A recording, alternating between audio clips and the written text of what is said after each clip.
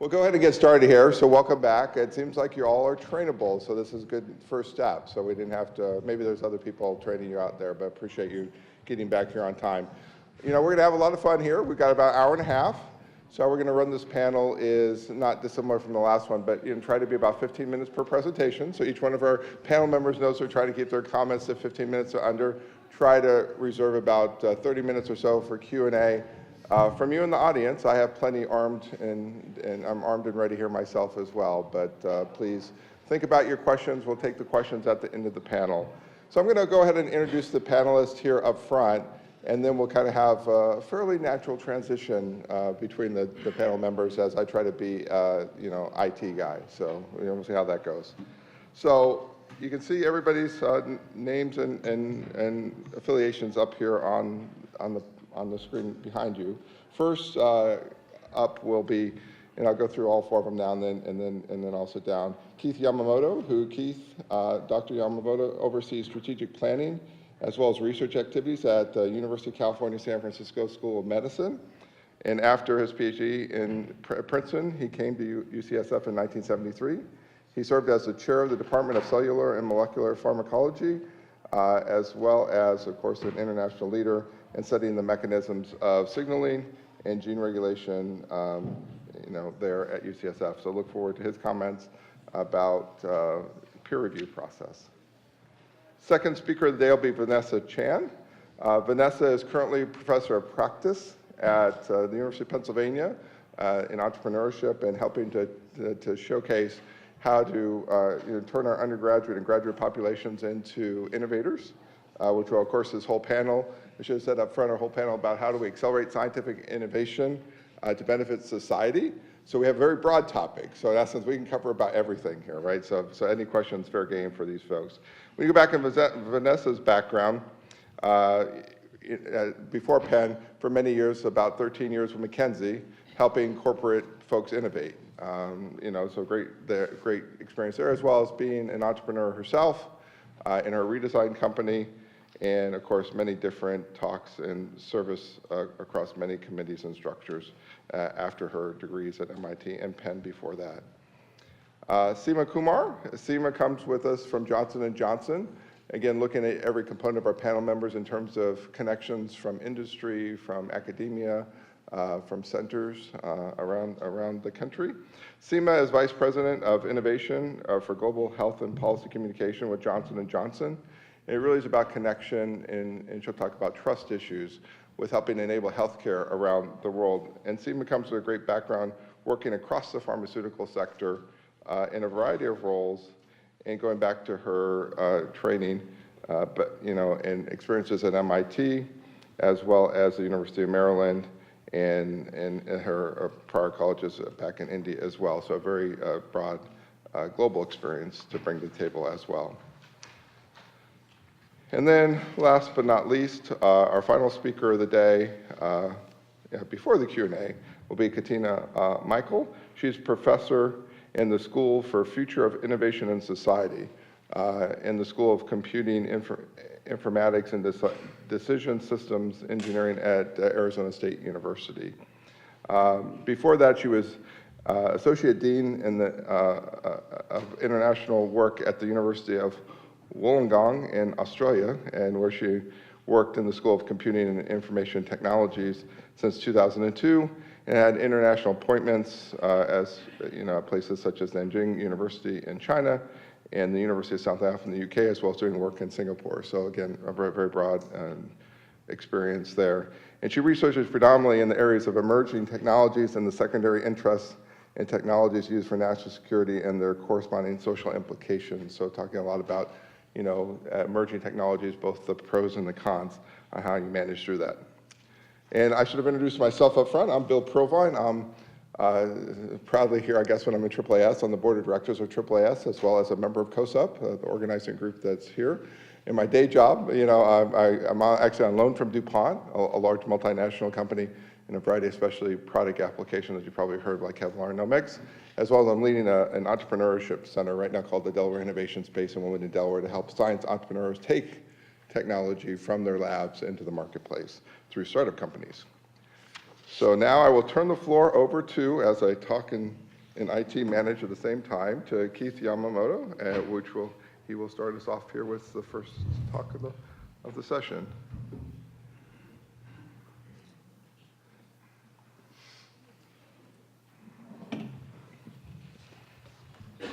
Thanks, Bill. I think it's going to be an interesting panel. You're going to hear things from a number of different perspectives. I've been asked to talk about peer review, and I'm going to drill down pretty hard on some specific thoughts about the ways that peer review is implemented. The only peer review system I'm really familiar with is NIH, so that's what I'll present the peer review ideas from that perspective of the way that the National Institutes of Health carries out that process. As many of you know, there are differences in the way that this is done in different agencies, and it might be interesting to discuss some of those when we get to the discussion period.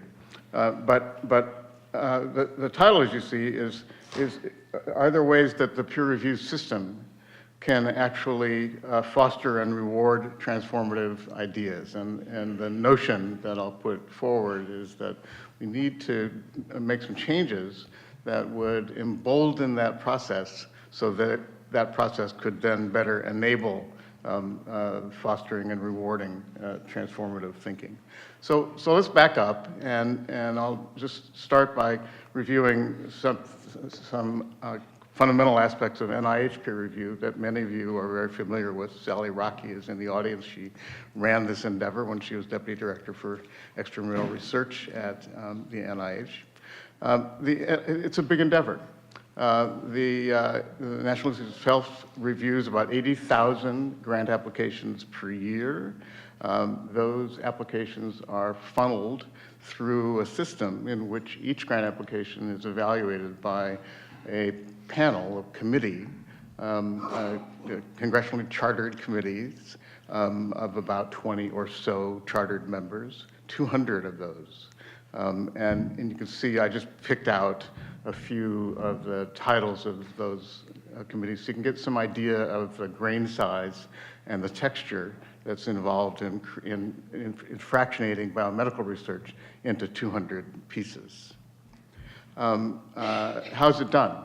It's done through the volunteer efforts of working scientists, peers. And so every year, about on the order of 20,000 scientists per year volunteer to set aside their own work in order to come to Bethesda and evaluate the work, the proposed work of others. And peer review, like Winston Churchill said of democracy, is the worst system for evaluating scientific research except for all of the other systems. It works. It works extremely well, and the product is very clear. If you look at what's happened with American biomedical research in the world, the primacy that it has is well-deserved, and it's deserved because of this peer review system that I'm going to talk about and criticize as we move ahead. So in the late 90s, I was involved in establishing, actually with Sally, establishing a set of review criteria that every grant application that comes to the NIH has to address. The reviewers have to then break their comments into these 5 different areas of impact. Will it matter to the field in which this work is being done, proposed, if it's done successfully? Are the experiments well designed? Is there innovation? Is there evidence of innovation in the way that the question is conceived or the approaches are taken? Is the investigator equipped to do it, and is she working in an environment that will help to enable that work to be done well? Each reviewer then actually subscores these, but the important thing is that the reviewers then assign a number, 1 being best. Overall, for an overall score, the scores across the committee are averaged, and then that average score number moves on to the funding institute for the institute to decide whether it fits in their portfolio and the science is meritorious enough to be supported. As you all know, it's a very competitive process. Only about 1 in 7 grant applications that comes to the NIH is actually funded. So it's a rigorous process. It's highly competitive, and there are many who think that there are no problems with peer review. We just need more money. But in fact, I think I'm going to try to argue that in fact there are things that could be done to make it work better. So the question is peer review the best way to judge scientific merit? And if we think about scientific merit in the context of real innovation, transformation, is the peer review system doing a good job? As I said, by any measure, NIH peer review and funding has yielded the best biomedical research. You can count the awards or the papers or the impact in terms of turning into products. It's been a fantastic process. However, there are at least these 3 things that I've picked out that are sort of problematic for the way that NIH peer review works.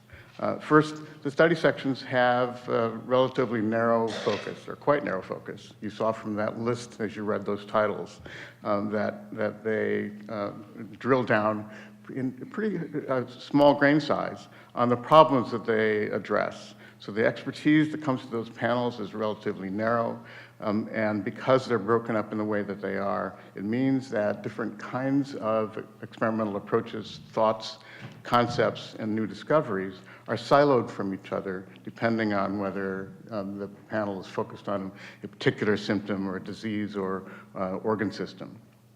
So information that could be of value across panel boundaries, in fact, is not available, and the reviewers may not even be aware of those other contributions. Secondly, and you know, in a way, a focus of today's forum is that today's research projects greatly benefit from the fact that there can be multiple approaches taken, technologies deployed, and biological systems utilized. And it means, in a way, that one could argue that the idea of study sections themselves is a bit of an anachronism, that we no longer have grant applications that come to the NIH that are really narrowly focused. Every grant application, or many of them, many of the best ones, use multiple technologies that a group of 20 experts in the field are not all equipped to be able to evaluate well. There are experimental biological systems that are deployed that are not known by all of the members on the committee, or maybe even any of them. The gaps in that knowledge then get filled by inviting ad hoc reviewers to come and join the panel to be able to review 1 or 2 or 3 applications that use a technology that's not known by the 20 chartered members. And those people come. And increasingly, a problem is that the ad hoc reviewers are filling up the room, that it's not unusual for a study section to be composed of more than 50% ad hoc members, people who don't actually know that area of study, but have the expertise to be able to, technical expertise to be able to assess whether a given technique or a given experiment, in fact, within a grant application will work. So those committee gaps in knowledge, often on technology, are filled by ad hoc reviewers. It changes the way the scoring is done because all the ad hoc reviewers are obligated by federal policy to score not just the applications they were invited to come to assess, but in fact they're obligated to write down the score for every grant application that comes to that study section in that round. And then the third, and maybe the most important, is that we need to recognize, to acknowledge, that peer review is an intrinsically conservative process. It defends the prevailing paradigms. The best reviewers are those that actually are distinguished in that field and were involved in making the paradigm. So when a grant application comes to them that says, your paradigm is garbage, I'm going to show that you're completely wrong, they may not be exactly enthusiastic about giving it a high score. So intrinsically conservative, defends existing paradigms, and prioritizes feasibility. If the experiments look like they're all going to work, then the tendency is to say, let's give this thing support. It'll be federal money well spent. right? But high feasibility then it conflicts with the notion of taking risks in order to do something bold and transformative. So the result, to be most critical, is that we have a system that's risk averse, that neither seeks nor rewards bold thinking, creative risks, or innovative approaches. In fact, I said that it's encrypted. What do I mean by that? And what I mean by that is that people in the know that you write conservative applications to the NIH, get the money, and then do whatever you want. Right? And that's the reason, or a reason, that NIH research has been so fantastic. And that is the system has this elasticity built into it that says, do good stuff, right? But that's not the way that we want to be able to evaluate a scientific grant application. That somebody figures that out. And the people who aren't in the know write down their best ideas and they get sent packing. So create a system in which people can write down their best ideas and have them be recognized and supported. So how can peer review foster and reward transformative ideas? Are there changes that we could make that are actually feasible to make? There would be changes in implementation that would drive forward the policy that Kelvin Drogemeyer put up on the screen as one of the three driving principles for the OSTP of being able to support innovation and discovery. So here's one. This wouldn't be hard. Emphasize in the call for proposals and in the instructions to reviewers, that's important, that innovation, bold thinking, and risk of failure in search of potential high impact or transformation will be sought and rewarded. So just say it out loud that this is, in fact, what we're trying to do. It doesn't mean that every application that comes to NIH has to be paradigm busting, but it does mean that when those things do show up, if they're interesting and impactful, it'll make a difference. Reduce the length of the proposal from 12 to 6 pages. Sally knows that I was involved in reducing the length from 25 to 12. I did that by proposing 7. So now I'm going to be really radical, go for 6. Emphasizing that the important thing is the presentation of the idea. How good is the idea? How much of a difference will it make? While reducing the description of methods, where study section members spend all their time making their evaluations, wrong magnesium concentration, go away, and eliminating the requirement for preliminary data. Reorganize the study section foci to focus on biological processes or biological mechanisms. Imagine if there were a set of panels that were involved, focused, for example, on cell motility and interaction. Then you see grant applications and experts that focus on fertility, embryogenesis, neurological function, muscle development, immunity, and so forth, coming together and discovering that there's common ground that they can capitalize on. Eliminate ad hoc reviewers, those people that are filling up the study section rooms now. Instead, secure their technical consultation by mail, probably email, requesting a brief statement regarding the technical feasibility of the experiment in specific aim 2A.1. We don't want to know what you think of this grant. We've got a set of generalists who are involved in doing that. We want to know whether this experiment will work. Will you please provide our generalists with that information? And then change the study section composition to capture respected generalists in each area who may lack specific technical expertise, but recognize an important idea when they see it, even if that idea, or maybe even especially if that idea is anti-paradigm, high risk, and low feasibility, but nevertheless would really change the world in that field if it were to be carried out successfully. So this panel is accelerating scientific innovation to benefit society. That's the topic. So what does changing peer review in the ways that I've discussed have to do with any of that? So I bring you back to a National Academies report in 2009 that I was involved in, Ann Reed, who's on the COSEP committee, was involved in, that backed up, and in many ways, I think this was the precursor, the birthing stroke for convergence. The report said, we've got some vexing social problems in health, in the environment, in energy, and in food and agriculture that maybe have no other way to be solved except using the concepts and technologies of biology to move forward in the 21st century. But that won't work unless the scientific disciplines are integrated and we bring in the expertise and concepts of the physical scientists, computer scientists, mathematicians, engineers, to be able to create a research endeavor that spans those different sectors to take on these broad societal problems. So I would leave you with the argument that emboldening peer review to be able to find and celebrate these transformative ideas will empower transformative science and technology in ways that will be a benefit to society.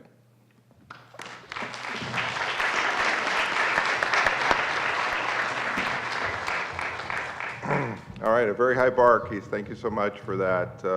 Great comments about the peer review process and also keeping it 15 minutes. So, I find that highly stellar. All right, next up, Vanessa. Thank you. So first of all, I wanted to thank Bill and Maureen for their invitation to come speak to you all about the things I'm doing at Penn Engineering to really innovate how we are training our next generation of engineers. I also want to commend all of you for really the diversity of the speakers and the attendees here. There's been so many times I've been at conferences on science technology where you have the token female speaker with no diversity, and so I was actually thrilled today. There was a line in the bathroom. Normally I'm not thrilled about this, but I just want to say that congratulations for making that conscious effort for it, and I have never said I'm thrilled with the line in the bathroom, but I am today.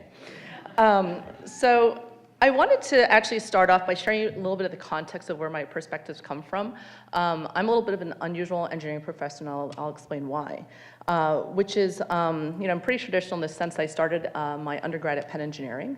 I did research in material science and engineering, and actually did a summer internship at Bell Labs. So I loved hearing Sherry's story around where Bell Labs came from, because when I was there in the early 90s, I didn't have any of that context.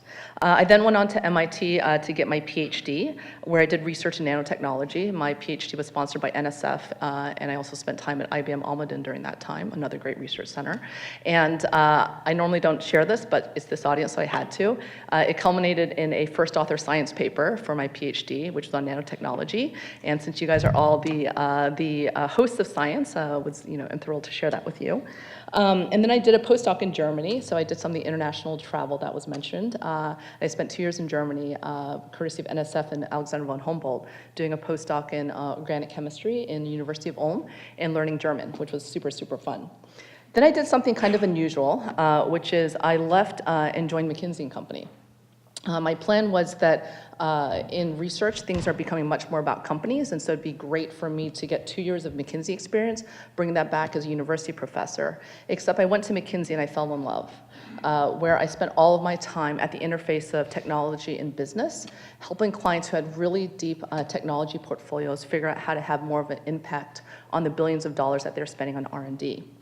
And it was great because what I was doing was spending time with scientists and engineers that were trained in academic institutions, really rethink them, the way they're approaching innovation from technology push, which is what you see in many academic institutions, to more market pull. And had a lot of amazing opportunities to understand how to bring technology and commercialize it at scale. I then, after doing that for 13 years, was co-leading the innovation practice, was the first woman elected partner in the North American chemicals practice, and wasn't really growing, right? I was kind of I knew how to do McKinsey projects, wasn't really feeling like I was learning. And I have come to the realization I think an entrepreneurial mindset is really critical to the next generation. I have 2 young kids. How can I teach them to be entrepreneurial if I haven't been entrepreneurial and I've never taken any risks? So I did something crazy, started my own company, bringing my own consumer product inventions to life. You can read more about it in my bio. And also became an angel investor. So I have invested in about a dozen companies. I sit on boards of a couple of them, but as a partner at Robinhood, I see hundreds of startups, many of which are technology-based. And so I'm bringing that perspective. And I got asked to come and join Penn's engineering faculty as a professor of practice, so I don't do research, but the idea, and our dean, Kumar, is quite transformative in his thinking, is let's bring industry and new thinking to the engineering school. And so I'm now finishing my 2nd year, and after my first semester, I realized I now had the ability to really transform how the next generation of engineers are being trained. And I thought it was fantastic that I saw Marty McQuaid here, because he's now doing the same thing, and he and I knew each other at UTC and McKinsey back in the day. And so it really seems like there's this new push for trying to rethink how we're doing this, which I really love. And what does it actually mean to prepare our students to have an impact on society, right? What can we do as educators to really get there? And I fundamentally believe we need to go beyond the traditional classes. And so what do I mean by that, and why does it matter? So if you really take a look at the reality when our seniors graduate, is that 85% of job success is coming from well-developed soft skills and only 15% from technical skills, right?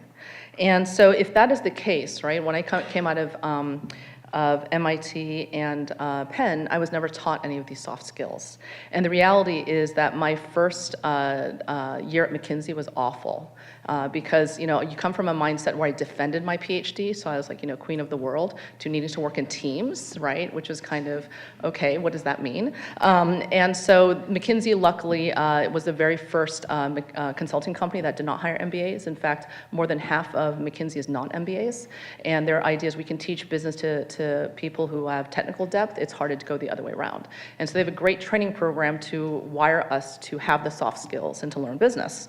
And so really, I came into Penn thinking, what if I knew what I knew at McKinsey coming out as a graduate of Penn?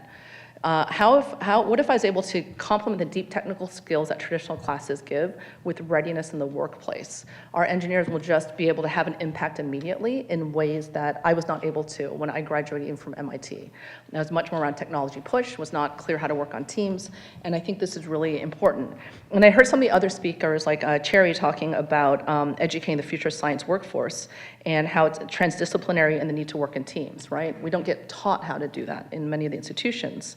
And so what I'm going to share with you is kind of the 3 ways that I'm starting to do this. I'm now finishing my 2nd year at Penn, so this is kind of a labor of love, and it's evolving as it goes. But I'll let you know what I've done kind of my first 18 months there. First is I'll share with you later about some of the things I'm doing to innovate the curriculum in the 2 courses that I teach. Next, I will share with you some new project competitions that we've put together to really get students to be bringing the real world problems to them and having them innovate around them. And third, there's a new model for industry partnerships that I'm exploring, riffing off of some of the things that have been said by previous speakers and the need for collaboration across the ecosystem. And one of the things I wanted to share, which Mitchell alluded to in the Q&A, was around kind of fixed versus growth mindset. And as I mentioned, I teach 2 classes, Intro to Entrepreneurship, and I also have the Senior Design, which is the capstone project that seniors work on in their last year of college. And I teach off Material Science and Engineering department. And in both these classes, I'm really trying to rewire the students from a fixed versus a growth mindset. And I open by both classes by telling them that GPA doesn't matter, and I think half of them keel over in shock that a professor's actually telling them that. And I was like, look, in the real world, no one cares, right? These are the other things that really matter. For you, it cares. And it's really hard because as part of our pre-K to 12 education system, right, we're really focused on having the highest GPA possible, the highest SAT score possible. It's a very individual journey with a really pretty resume at the end of your journey. And in reality, that's not how you get stuff done in the real world. It doesn't matter if you're in academia, if you're doing reviews or whatever you're doing. It's all about the softer skills that matter. And what happens is when we're wiring students that way, they're very outcomes focused. They're very much around this fixed mindset, which is there's things they're innately good at, and they want to keep collecting the shiny coins. And so I'm going to do things I'm good at so I can keep collecting the coins. The opposite is a growth mindset, where you're going to do scary things you have no idea how to do. But you're not worried about that because it's much more about the journey and what are you learning along the journey, and the outcomes will come.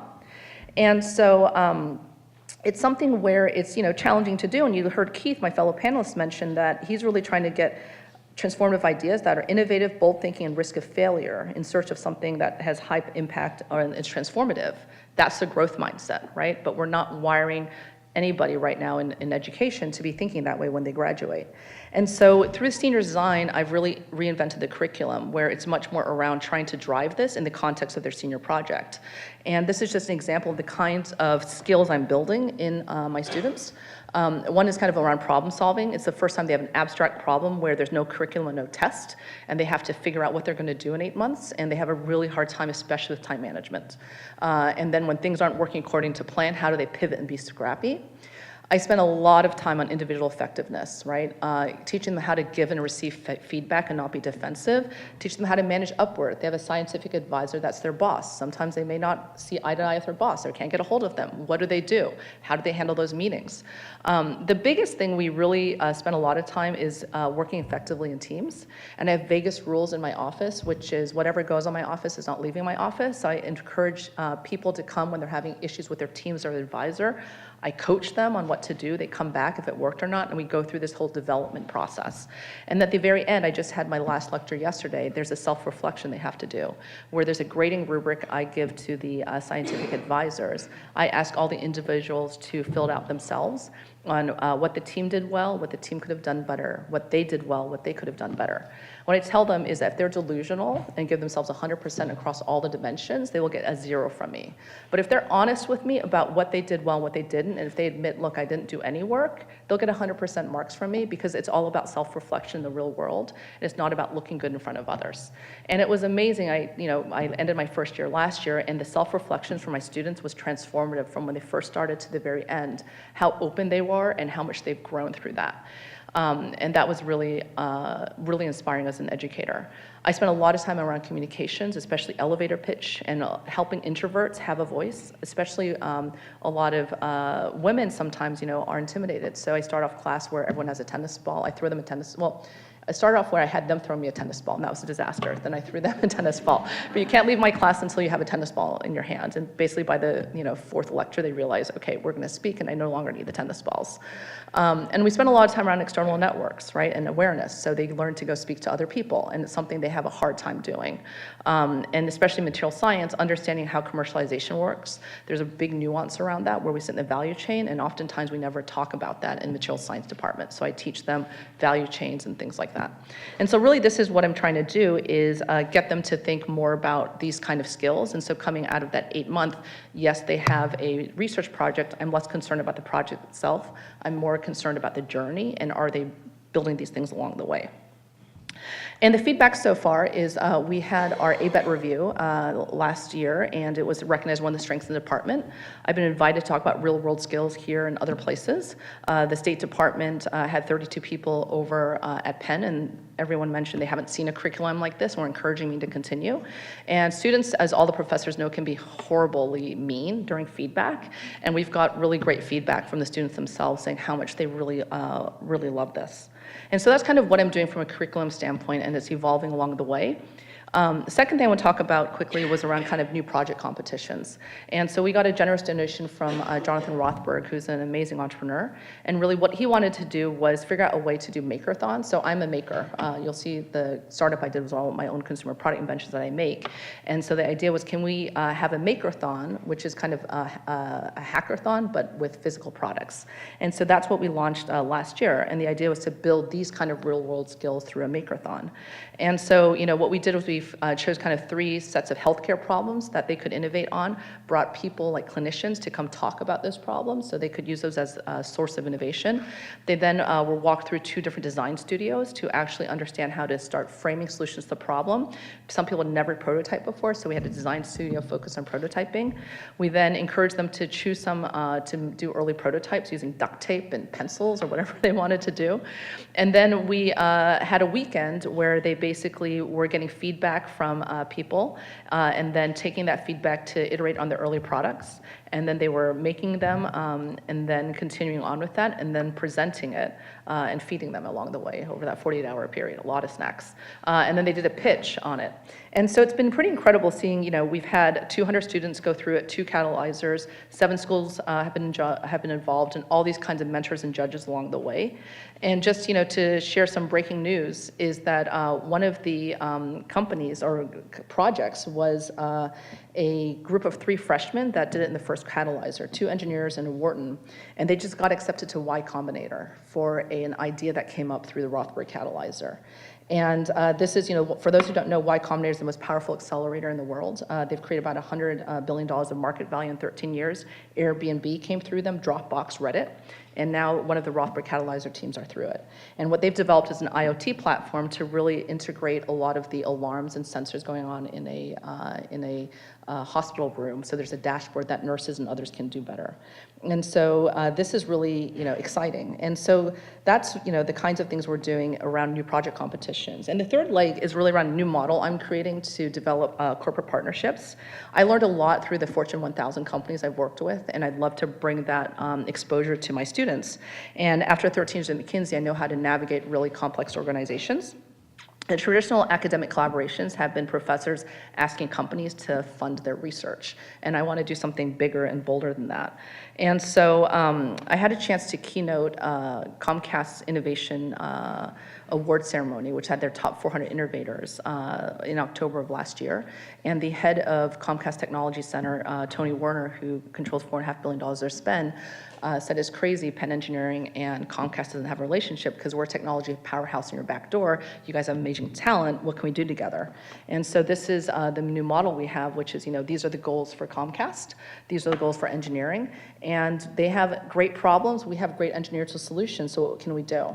And so this really is the elements of our, multi-level partnership over the last 6 months, where we're bringing experts into Comcast from Penn, so that we get a chance to share with them the things that we can do. We bring Comcast experts to Penn, so we've had a bunch of people coming to judge. Diversity is really important to both organizations. Penn Engineering actually has 50% of our freshman class are women, and Comcast has a great Comcast Tech Women events, and so we're connecting our women engineers to their women for mentorship. I'm leading a half-day innovation workshop there to their top 100 next-generation employees. I'm bringing 20 Penn engineers with me to innovate alongside with them. And more excitingly, with senior design, I'm starting to have them bring their problems. And so I already have one confirmed study project. I'm still McKinsey speak. I have one confirmed project where there'll be a VP of cybersecurity mentoring a team. And there's 3 more in the works right now. And we also have students going over to them. And we had our very first person who was hired as a full-time employee through a connection through Tech Woman. And so this is what we're trying to do. It's not just about graduate level research, but trying to connect the problems to the students in other ways as well. And why are we doing this? Is because we don't want to graduate excellent sheep, right? We want people who are not afraid to break from the herd and are willing to have that growth mindset. And I think it's really important to start breaking that mindset sooner rather than later. And so I'm really excited to be here to share all this with you because I really think there's a need for the next generation to innovate how we're educating. Thank you.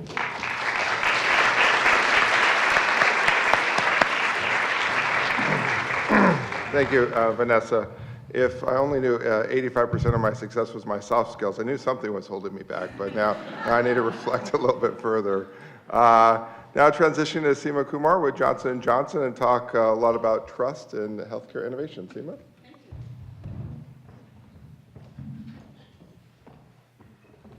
Thank you, Bill, and good afternoon, everybody. Like Vanessa, I also want to compliment the organizers for the level of diversity here in this room and on panels. There is one piece of feedback, though, which is that we wish the room were warmer for those of us who don't have the Y chromosome. So excuse me for wearing my jacket as I present. So what I wanted to talk today is a little bit about advancing science and innovation from a large corporation perspective, share a little bit about our strategy, how it has changed, but then also talk about trust, and not just trust, but stereotypes of where innovation comes from, who it comes from, and who it impacts. So with that, let me talk a little bit about Johnson & Johnson. I hope you all know Johnson & Johnson. So let's see if the clicker, there we go. I hope you all know a little bit about Johnson & Johnson, and you all may experience Johnson & Johnson as the Band-Aids and baby shampoo company. And yes, of course, that we are a mother and baby company, but we're also a juggernaut in terms of innovation. We think of ourselves as a 130-year-old startup company that is creating value through innovation, and innovation sort of drives everything that we do in our DNA. And our purpose is about combining hard science and ingenuity to profoundly change the trajectory of health for humanity. So we have 3 business segments: pharmaceuticals, consumer products, and medical devices. We sell about 175 products in 175 or so countries, more than 130,000 employees worldwide, and about $80 billion across all 3 business segments. And we invest about $10.2 billion each year, annually, in our research and development. And the amount of investment that we make in R&D and in science is probably more than the GDP of even some small countries. So the only reason I underscore that point is to sort of talk about the fact that the private sector and places like Johnson & Johnson invest a lot in science and technology, and yet it sort of doesn't seem to be part of the whole ecosystem of science. And I think we're seeing that change, and it needs to continue to change for sort of science to flourish. Okay, there we go. Now, despite all of those numbers, the way we measure success is not by our market cap or by our revenue or growth or sales. We measure success by the years of lives we have saved, quality of life that we've improved, and the overall well-being. And we touch about 1 billion lives every single day with all of our products, and we feel that the benefit to society and the value for society we bring is what we're in there for, and that's what motivates all of our employees across J&J. Now, this is a slide that is a favorite slide. It is a slide of Dr. Paul Stoffels, who is our Chief Scientific Officer at Johnson & Johnson. And on the x-axis, what you see is time to a product or to an innovation. And on the y-axis, what you see is level of innovation.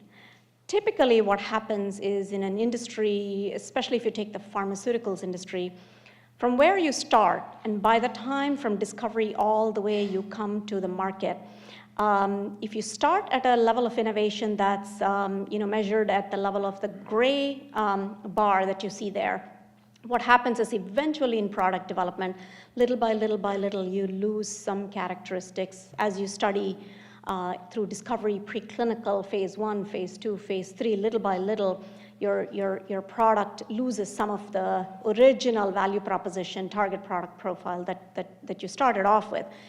And if you are too late in bringing that forward, you may be a Me Too product, you may be too late, because the little dotted line really shows what the market expectations are. Market expectations are constantly rising over time. So really, to create value for the market and to exceed market expectations, you have to start at a very, very, very high level of innovation, but you also have to have speed and get to the market faster. And then you come up with a differentiated product and you create value. So this sort of aiming for bold innovation, transformational innovation, is a trend that we started off in 2009, 2008 timeframe, and since then we've sort of delivered 11 new products, and that is just in one particular segment, but across the board, multiple new innovations. And the reason I bring that up is that to showcase that the threshold for innovation has gotten high, but unless you aim high, you don't create value and you don't create benefit for society. Now, this was one piece of the puzzle, and the other culture change that happened across Johnson & Johnson, and I think it has happened probably across industry and across the ecosystem as a whole, is that at some point you realize if you're an $80 billion company and you want to grow at a specific percentage, there is no way that you could invent and innovate and find all of the next big, high transformational innovations all within your own walls. And the moment you give up this notion of not invented here syndrome, the moment you realize that great ideas can come from anywhere in the world, it changes the game. Number one. The other thing that changes the game is that now I had the distinct privilege and the fortune and the luck to have worked very closely on the Human Genome Project and leading the communications and policy work around the Human Genome Project. When the human genome was finally sequenced and we announced it at the White House, we all were celebrating, and we thought the next day products were going to fall off from the skies.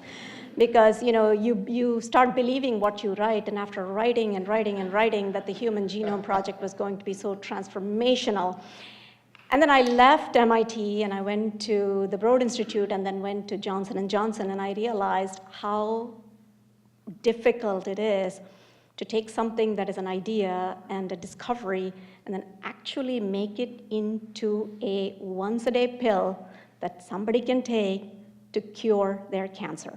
I mean, that is a long, long road, but we're doing a lot of it. And so when you do that, you have to realize that you may have a phenomenal product in your own pipeline and you are so attached to it because it's shown such great promise. But you have to think about it from the patient's perspective, and you have to say, which product? Okay, it's not my product, it's not my baby that I discovered in the lab, but the moment I find something that is from the outside that is better, I got to go after that. So that model truly, truly transformed and changed the way we work. And this is Dr. Paul Stoffels. He's the vice chair of Johnson & Johnson and the chief scientific officer. And he was the one who led this sort of revolution and change in mindset and change in culture across J&J. So innovation at Johnson & Johnson is about creating strong networks of people who can combine resources, ideas, and technology in a new way. And so we began this journey, and what we today have is really a ecosystem. So we have our own internal R&D, which is not reflected in this slide, and due to time, I didn't put all that in, but we have huge capabilities in biologics, in small molecules, in robotics, in devices, in ingredients, in lots of different arenas. But then what we do is we match that with the external innovation ecosystem. So we have 4 innovation centers across the globe. One in San Francisco, one in Boston, one in London, one in Shanghai. Even though they're in that particular city in a hotbed of innovation, they're regional, meaning that San Francisco takes care of the West Coast, Shanghai takes care of Asia Pacific, London, Europe, and so on and such forth. And then we've done more than 400 deals over the past 6 years, about $1 billion deployed since 2013. We also have our own corporate venture arm, 45 years of strategic investing in healthcare and partnering with innovation centers to seed new ideas. We also have our very popular J-Labs, which now has 12 locations across the globe, including 2 J-Pods, one actually with Penn, the Pennovation Center, yes. And we just, 2 weeks ago, I was in DC and we launched a new J-Labs at the Walter Reed Army Medical Center campus in a partnership with Children's Healthcare System, again, to study and also with the US government to study biosecurity issues as well. And then we have our business development, our late stage. So what we have done is really created a global network, and it's not everything is even captured here, of innovation across J&J. And over the course of all of this, I think one of the things that we have discovered, and here I will come to stereotypes and the issue of trust. One is science happens everywhere. It's not just, science is a global enterprise. It's a team enterprise. Gone are the days, the Human Genome Project was a team effort, it was a global effort. Gone are the days when you think about an individual scientist in a lab with the Eureka idea. So with a global innovation ecosystem, what you can do is really, it's not just a matter of where the idea comes from, but it's also who it impacts. So the diversity of ideas from gender, from geography, from ethnicities, from sectors, and from multiple different types of approaches and technologies is actually what is the big news here, and that's how science enterprise is going, and that's how it's evolving. That has proven to be an extraordinarily successful model for us. So stereotypes. We have this huge stereotypes that shape our understanding of innovation and science today. Who innovates is really a stereotype. If you Google and you want to find an image of something called science, just type science in Google, and typically what you will see is a white male in a lab coat with safety glasses peering through a petri dish, and that's the image of science.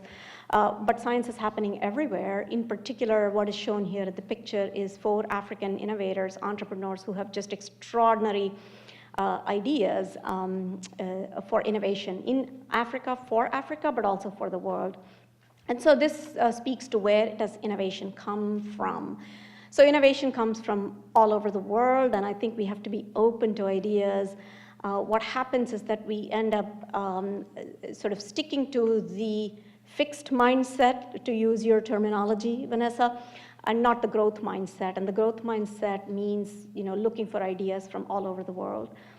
Where innovation comes from is also about, not only does it come from academia, because that is where science is sort of traditionally known to come from, but there is a lot of science happening in industry. There is a lot of science happening actually in many other spaces that are not quite academia. So this is something, again, a stereotype that we have to break, because at the end of the day, for science to benefit society, all the players who are involved and touch science across the entire value chain, from the moment it leaves the lab all the way to the patient, need to have a say, need to have a seat at the table, need to work together. For too long, we've been working in silos, and I think that if we want to benefit society, that can't go on.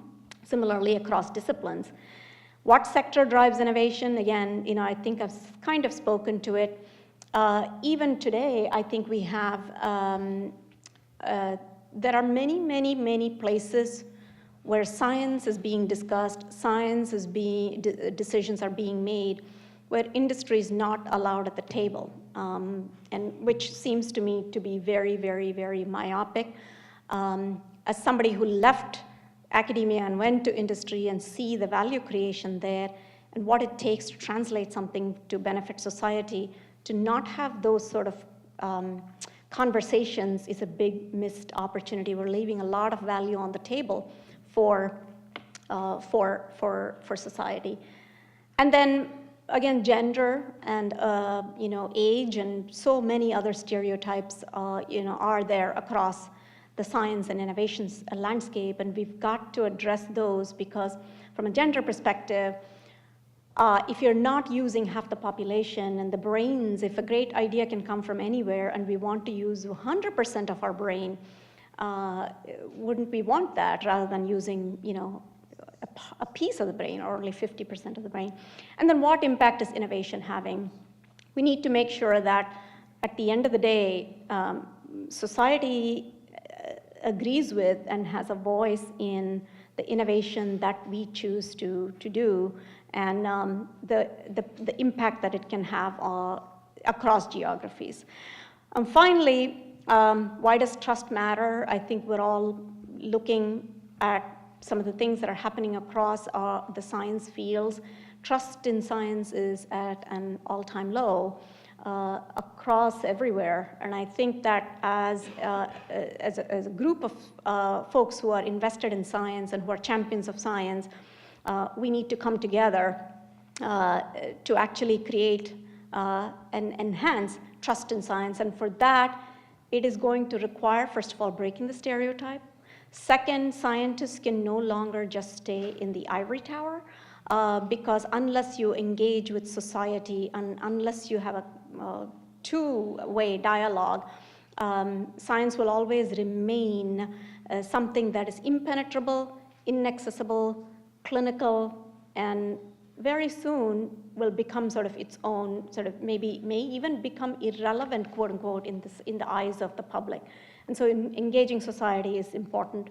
And this is sort of my last slide or so. So you have, this is sort of a trust and engagement for innovation policy. What you see is a 4x4 with engagement on the Y and trust on the X. So when you have low engagement and low trust, you have activism, cynicism, and we can see that going on in some political processes. When you have high engagement and low trust, you have overt activism, you have suspicion and doubt. When you have low engagement but high trust, there's complacency. And then when you really have high engagement and high trust, you get advocacy at scale. And we need advocacy at scale because we're sitting in a room full of people who are preaching to the choir. We're already there, convinced. But I think that the trust in science and the engagement in science needs to be much broader and much bigger if we wanted others to advocate for science, not just scientists advocating for science. Yesterday, I was at the Aspen Institute, where we announced a partnership with Aspen Institute PBS on a PBS series that will actually make science more relevant and much more accessible to people, because science is not an inclusive discipline. It's very exclusive, and it excludes society sometimes. And so inclusion of society and making it emotional relevant to people's everyday lives is going to be important. So PBS is going to be working on a series that creates that trust. So with that, I'm not going to go through this last slide, but really to deepen trust, we need to do the right thing. We need to do it predictably and regularly in terms of engaging society, and we have to be transparent.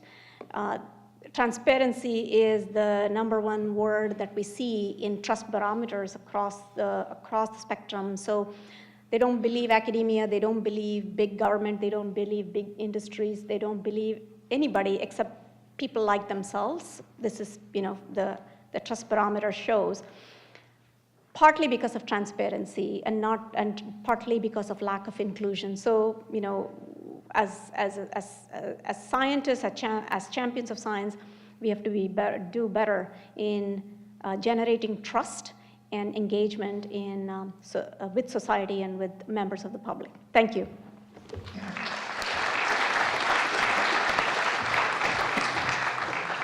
Thank you, Seema. That was a great reminder that innovation comes from everywhere. It needs to be inclusive, and as big corporations also, you need to look to find innovation all over the world, and that can be challenging by itself. And of course, the bedrock there is people don't trust what you're doing, it doesn't go very far. So appreciate those comments. All right, so our final speaker of the morning here is Katina Michael, and she's going to talk to us a little bit about emerging technologies in science. Thank you, Bill. I know we've run out of time almost during this session, so I'm going to keep my comments quite short and then perhaps go to questions.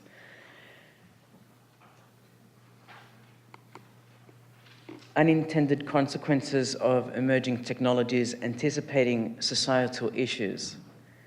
One thing we can say is that our technologies are becoming highly complex and that the end user is being placed increasingly in aspects of vulnerability. As our technology moves away from being something over there to something in here, to something on us, to something in us, that invasiveness and pervasiveness means we are always on and on the grid. So whether we are talking about interaction with smart cities, smart devices, pumps internally that monitor our physical characteristics and alert us of a looming heart attack, and autonomously get set to go on to save our lives or our life, whether it's the potential in the future for brain pacemakers to revolutionize the way we actually do things, and whether it's neural interfaces that we use to overcome our own human faculties. These are the things that we're talking about in terms of emerging technologies.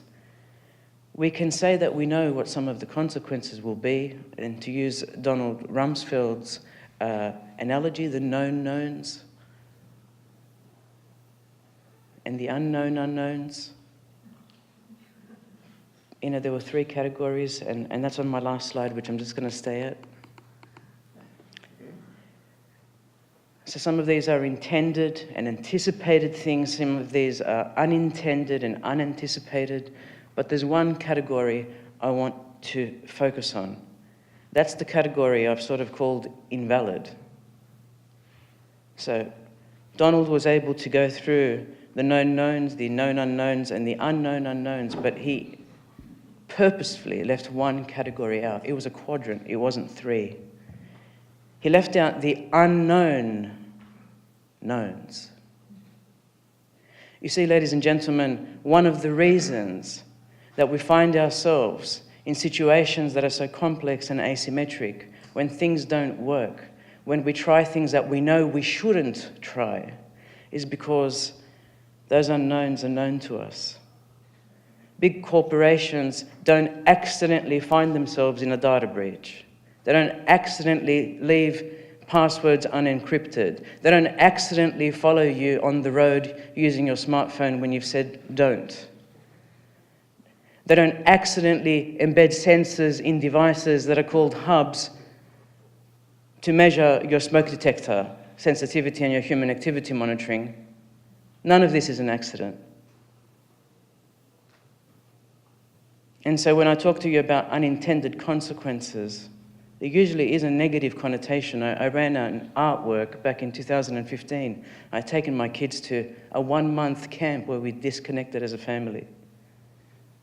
And I asked everyday people at the beach in Tathra, New South Wales, what are the unintended consequences of technology?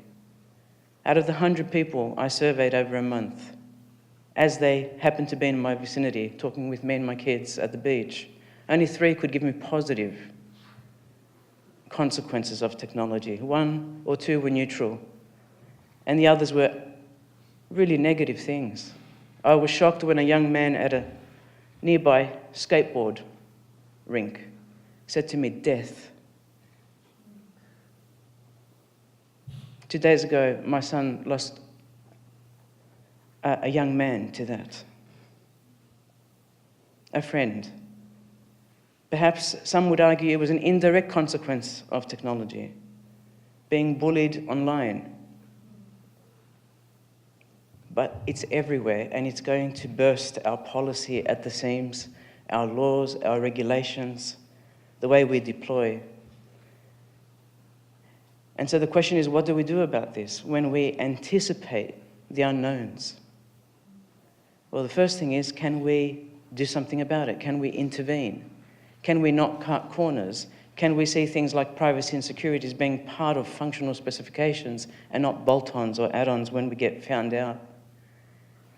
Can we introduce soft laws and standards and benchmarks and adhere to them, not just industry guidelines, which we could pay attention to if we choose to or not? And most of all, I think, we have to remember we are society. The makers are society. We are the builders. We are building for us and for our future generations. We are going to suffer the unintended consequences of what we make, of what we leave behind. And so rather than saying society is this nebulous thing out there, we just have to look at home. We just have to look at what's going on in our households. We have to look at the things that are allegedly normalized behavior and say, well, everybody's going through the same thing, it's okay.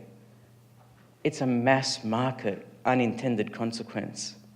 We just will bear with it until the young children become teenagers, until the teenagers become adults, and then they have their own children, if they so choose at that time, and the cycle begins all over again.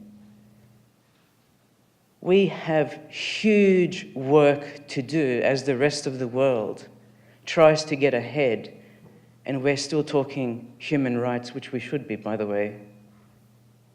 When you go to patent something at the patent office, nobody asks you to put in an ethics application. Nobody asks if the biohacker has thought about this really well before doing an invasive RFID implantation. No one has thought about the citizen science foundry lab, which is pushing CRISPR beyond its bounds. How do we do this? The answer has been said today, through an ecosystem together. All these voices have to come to the table. We have to be open about it. I simply look at the things that we know about, not the things that we don't know about, and I think these are complex. Things like brain pacemakers for major depressive disorder.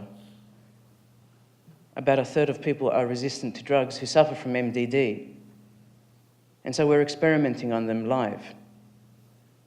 And about a third of those people that we give biomedical devices to in the brain have said to be reaching the state of remission. It's great. I have a member of my family who suffers from severe mental illness. I would want every hope in the world for them as we develop this technology together, but I would say not prematurely. Is it okay that a third of people with MDD who go towards this elective surgery and get brain pacemakers, is it okay that only a third go into remission, the other third really nothing happens, and the other third, well, you know, they were bound to suicide anyway? Is it okay? What processes are in place? Where is the clinical trial data being published, and where is the qualitative data from the clinical trials being published? Is it okay to say that somebody's really, they haven't responded, there's been no change, and they go into a catatonic state for 2 years and then talk to you? Is that okay? But hang on, that was going to happen anyway. It's part of their morbidity and comorbidity in their condition. So the last point I'll make is where I started. What do we do about the unknown knowns as we navigate through this complexity in the next generation of technologies, while our competitors abroad don't give a hoot about ethics or values or ethically aligned design or benchmarks or standards? And how do we compete with that? And how do we share the way to do things the right way, when I do think we have some very good processes in place? But even still, we have to ask the questions. Thank you.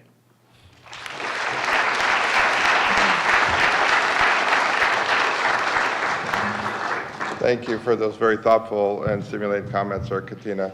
So maybe I'll start off the Q&A here, and again, there's mics in the panels here. And maybe, Katina, going off your talk and comments there, is maybe the panel, I'd like to hear some thoughts around the risks of innovation and how to responsibly innovate, right? We hear these terms, but as we know, science inherently isn't a 0-1 game. Maybe sometimes when you're in the digital world, but you know, most in the science world, you do not. So maybe, Katina, to you first, how do you manage through that risk element of innovation successfully? So at ASU, in the School for the Future of Innovation in Society, Andrew Maynard, Professor Andrew Maynard, has a risk innovation lab. And he is intent on building risk-related tools relevant to the innovation process. So you have to break down that process. And for anyone who's studied innovation, to any degree, you start right at the beginning, at conception and ideation stages, in imaginations. We can learn from existing stories, narratives, science fiction, movies. We bring those learnings back to the table at the ideation stage. Are there any limits to innovation? And I tell my classes there are no limits to innovation. The only limits to innovation is when you harm others, you harm living things, or you harm the environment. And so going through the process of ideation, through to perhaps a proof of concept, through to perhaps some kind of preliminary invention, to prototyping, and then fall through right to the end where you're commercializing. At every single one of these points, flags will appear.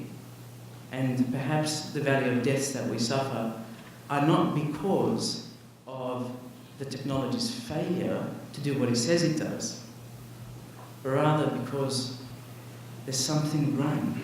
Call it the fishy test, call it the in my heart test, call it the mum test, call it the TV test. All of these ethical things that we talk about, these moral principles, these shared values, something has to have happened. But often you don't know until you commercialize. I mean, look at the Manhattan Project. How many of the people building the atomic bomb knew what they were doing?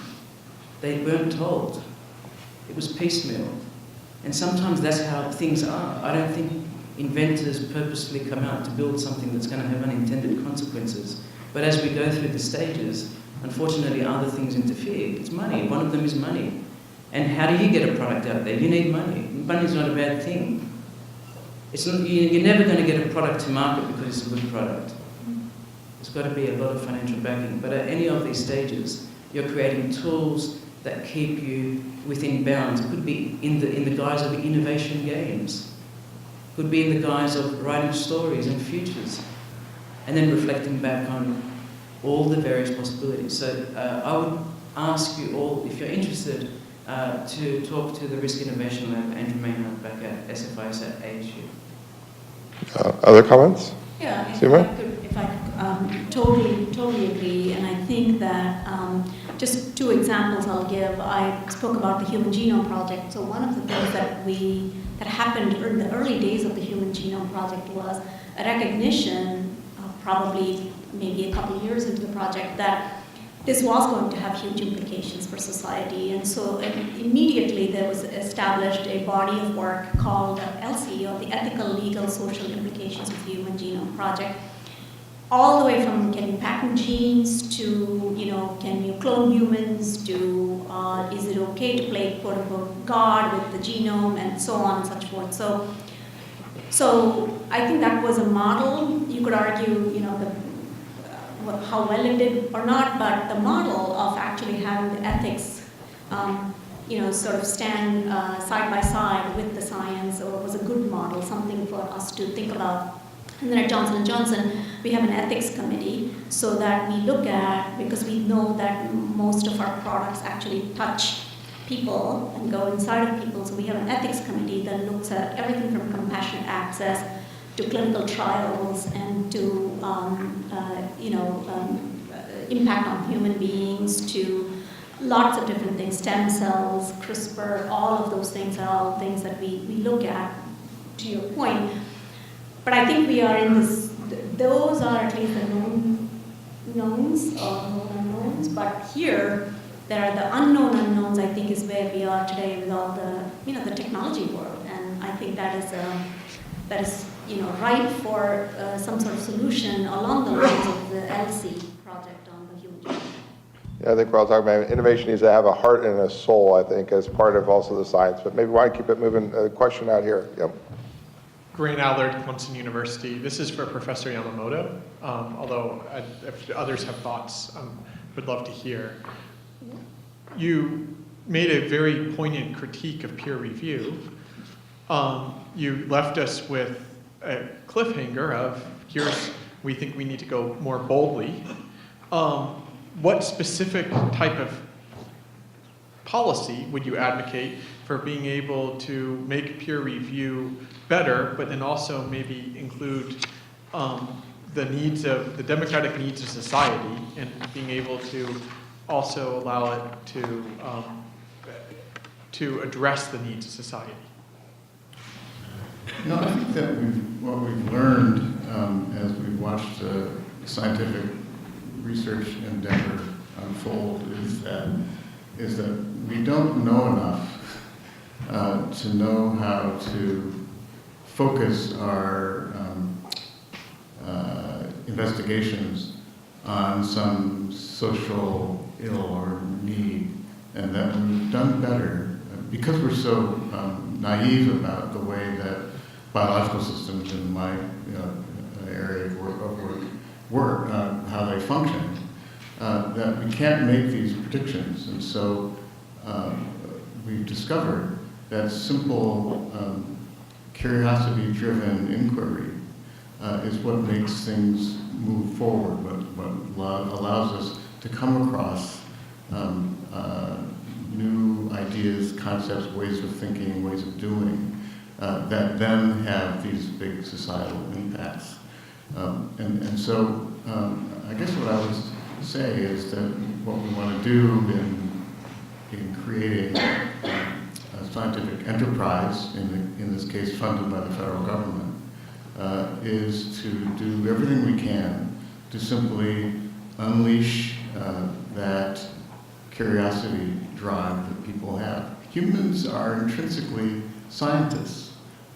They're born curious about the world around them and about themselves. And kids drive their parents nuts, saying how, why, how does this work, what's going on? And our education system, in a way, begins to drill that out of them. And so by the time somebody reaches graduate school, they declare they want to be scientists because they think that they could discover something amazing, and it would be incredibly exciting to do that. And they reach our academic centers, and we say, well, choose a feasible project to work on. You don't want to fail. And so they do, and they get their PhD, and they apply for a postdoctoral fellowship. And say, look, you got to take it easy. You have to have a job seminar 2 years. So choose something that's going to work. Apply for an R01 grant. Hey, the NIH is never going to pay attention to something bold and crazy. Just take it easy. Trying to get tenure, well, you got to build a file of publications, and there better be things that are acceptable to the kind of scientific enterprise. So don't be too crazy about it. So it turns out that we never say to scientists, go for it. Just get out there and get it out on the open road and see what it'll do.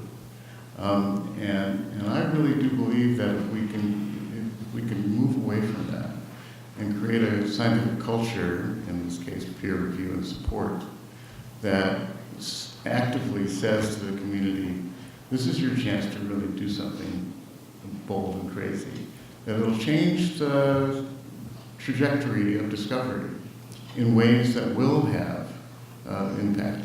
And so when we think about technologies that are developing, we're trying to anticipate what the unintended consequences will be. I think what it says is that it can't just be scientists that develop these technologies or deploy them to decide how they will be used. It's something that we have to have an informed society to be able to weigh these things. I've been involved in the CRISPR thing in pretty much a lot of detail. And that's really the call that the National Academies have made, is to say, these technologies have the potential to have enormous power to change the human race as it exists and the way that it interacts with the rest of the planet. And it can't be scientists who decide these things. Technology and discovery and knowledge are not intrinsically good or bad. It's how they're used. And it has to be all of us who are involved in doing that. So I think the challenge is educating the public about ways to make decisions about these technologies and turning the scientists loose to simply just move forward and discover. discover things. That's- I would say it's harder to do that in the sense that the way we train our scientists today are ones where even when you defend your PhD, there's no conversation around how will this negatively potentially impact your society, right? There's no requirement at all to go and talk to the real world or companies around how this might actually have a positive impact. It's much more reviewing peer academic journals, coming up with what you've done and how is it that what you're doing is innovative. And so I think there's a miss right now, quite frankly, in the area of education where I would love to expand the lens with which we're educating our next generation of scientists and technologists. And until we are having them integrated in the ecosystem during the education phase, I think it's very hard to change it once they're out of it, is my personal belief. So what about, Vanessa, maybe your personal experience coming back out of, from McKinsey back to academia, working with undergraduates? What's been the most surprising learning about their perspectives when you're talking about going from invention to innovation that just, you were like, aha, right? I think they believe if they build it, they will come. They don't understand the challenges with value change and commercialization, the need to bring people along with you in the ecosystem. I think they also believe that if they're the smartest person with the highest GPA, they therefore have the answer. And so I think there's a lot of misconceptions around what drives success, which is very difficult to crack when that is how our pre-K to 12 education system is training them. And so I think there's a much more need early on for us to be bringing our children and students to the real world and letting them see how the real world actually functions, because it's not about test taking. Yeah, got you. A question out there. Well, hi, I'm Brian Smith from Arizona State University, and this is also about peer review. And I appreciate the need to think about peer review and make some of the changes that you're talking about. But I've been a reviewer for NIH for close to 25 years, just about every year. And it spanned the time when it went from when the big changes were put in place to reduce it from 25 to 12 pages. And thank you for that, by the way.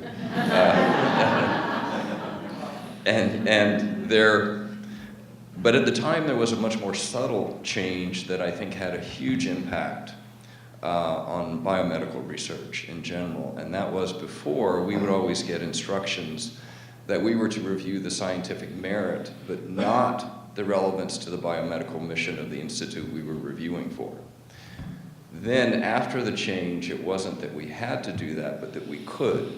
And in my experience, that really opened the floodgates. And maybe it's a lot of the ad hoc reviewers who couldn't think, well, why is this fruit fly relevant to my mouse model? That suddenly became a big part of the discussion. And I found myself a few years ago defending the use of fruit flies right after 3 people had won the Nobel Prize in Physiology or Medicine for using fruit flies.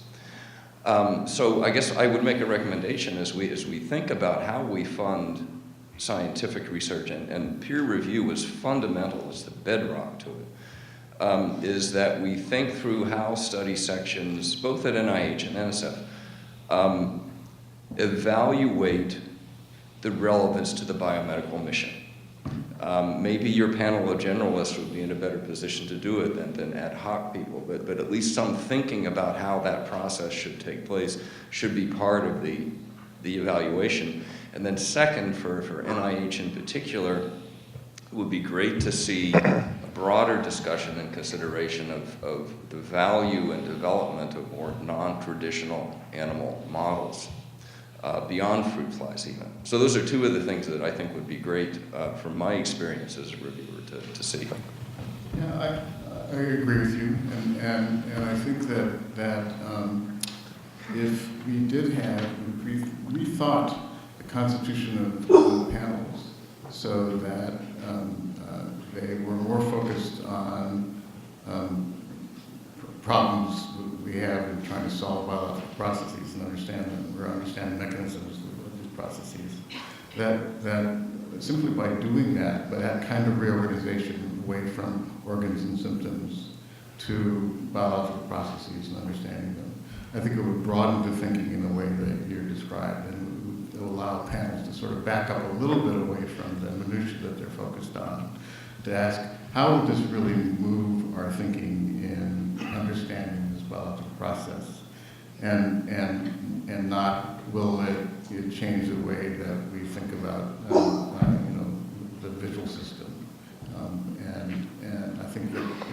doing that, people will see that there are ways, there are pathways to discovery that are much more open by going through experimental systems of the kinds that you're describing. All right. Maybe a open question to panelists. Maybe compare and contrast the European approach, in my mind, versus the U.S. approach, where at times you'll find in Europe, right, the precautionary principle at play or privacy rules that are more constraining to enable innovation versus the U.S. more open process, and maybe your thoughts on what might be better or worse in those systems. Katina, maybe it looks like everyone's pointing to you, so maybe we'll start with you. So my specific field of research is looking at non-medical implantables. My corporation I first worked for, after a short consulting stint for Anderson Consulting at the time, was Northern Telecom. And they had invested in 1998 in a human microchipping experiment. Now we all know microchip dogs and cats. It's compulsory in some states in Australia, for instance. With the New South Wales Companion Animal Act. And I thought, well, this is very interesting. Back then, the internet was just starting to emerge. We had an intranet, but we still had the physical newspaper. I went to the back page, and lo and behold, we are all communicated with all 100,000 employees that Nortel has gone ahead and spent about $100,000 with 4 other companies, Computer Associates being one of them, back in 1998. And that was the time I was measuring a telephone per village in India. Because the deregulation of the Indian telecommunications market had just happened. I had just come out of university, and I started with that because the EU was one of the first blocks, commissions, groups to put out an opinion piece on the adoption of human ICT implants. That gentleman who was in charge of that was Rafael Capuro, and I later was able to talk to him and invite him to a conference to give a keynote along with other implantees. Now here in America we also have implantable reseller companies that purchase and sterilize implantables. DangerousThings.com is a local Seattle firm, and there are others. But we see a greater adoption of these cutting-edge technologies in the Scandinavian markets. And I just look at the Food and Drug Administration here, I look at Australia's Therapeutic Goods Administration, I look at the notifying bodies and CEs in Europe, and it's all happening a little bit differently. Okay? In terms of adoption, we have the GDPR in action in the EU, but we probably have more implantees in the EU than we do in the United States. In fact, the United States has anti-chipping laws in 9 states across America. Wisconsin, North Dakota, California, the list goes on and on. Ohio. So the question is, let's compare them. Both are very open markets. Both say to you can do whatever you want. It's not a medical device. Go and experiment all you like. But the European approach, usually in terms of the precautionary, is to get out there really quick and set some principles, like the proportionality principle. Our attack here in the States has been, let's create some laws. Let's call them anti-chipping laws, so no one can inject you into the body forcibly. But of course, they could give you something to swallow, but that's not in the law, right? A swallowable implantable device, which is now, as we know, we had Regina Dugan telling us a few years ago with Google X and Motorola X, well, we can just have the swallowable security pill. That's great. But where is the body of knowledge around what is acceptable, proportional, like in the EU? So there are 2 distinct approaches I find through this Food and Drug Administration process. Is it a diagnostic device? Is it a drug delivery device? And then we'll tell you where you play, and if it's both, we'll tell you where you play and how we'll assess it. The European Union has a very different way of going about this.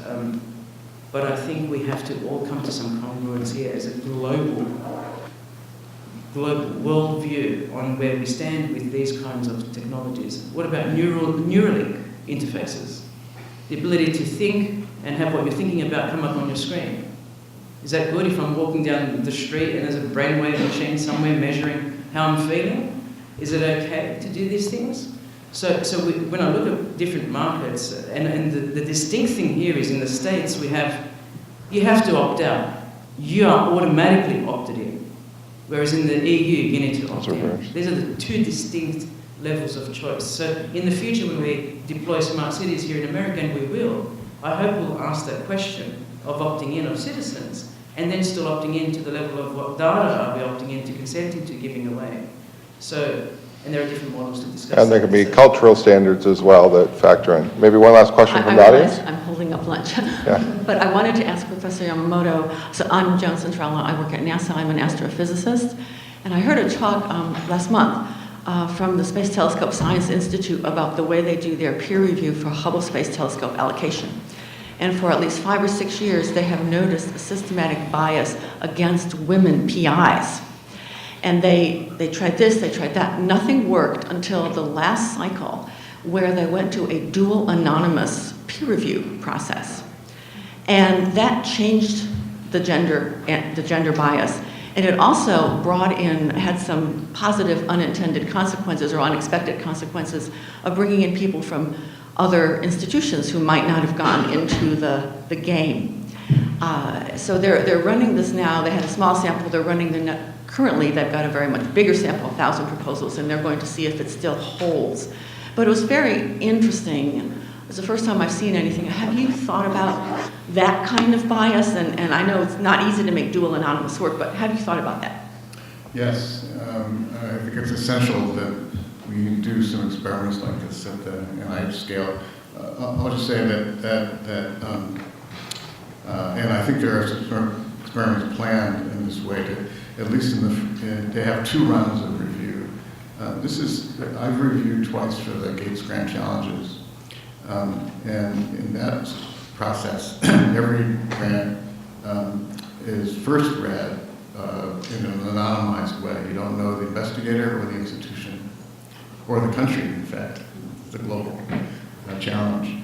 And having done that, I, like every other reviewer on the panel that I talked with, was amazed that we picked out for things that we were very enthusiastic about, ideas in which we had never heard of the investigator and never heard of the institution. That's pretty illuminating. And I think that while I was involved in creating the 5 criteria for grant review that includes an assessment of the investigator and their environment in which they work, and I do believe that those are important criteria.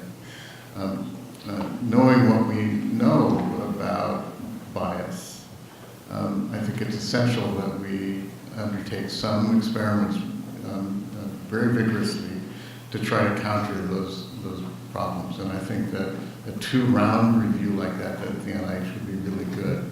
And I think that there might be some experiments that are at least planned, if not underway, at a small scale within NIH to be able to begin to do that. I think it's essential. So maybe just in closing, I just want to recognize what we learned here today in terms of course, as we went down one by one here, in terms of how we're reinventing our peer review process, enabling that to accelerate science forward, how we're reinventing, how we teach our students and how we're making them innovation-centric, how we're reinventing or connecting with, healthcare innovations, and that's enabled by trust. And as we're reinventing things, always watch out for the unknown knowns and make sure that we responsibly innovate as we go along. And I go back always in closing the panels here, I like to always remind myself of that wise person I once knew that said, I've never been to a conference or that I've been in here in a panel where I left the room and said the words, I just wish they went on a little bit longer. So with that, let's thank our panel members one more time, and then we're off the line.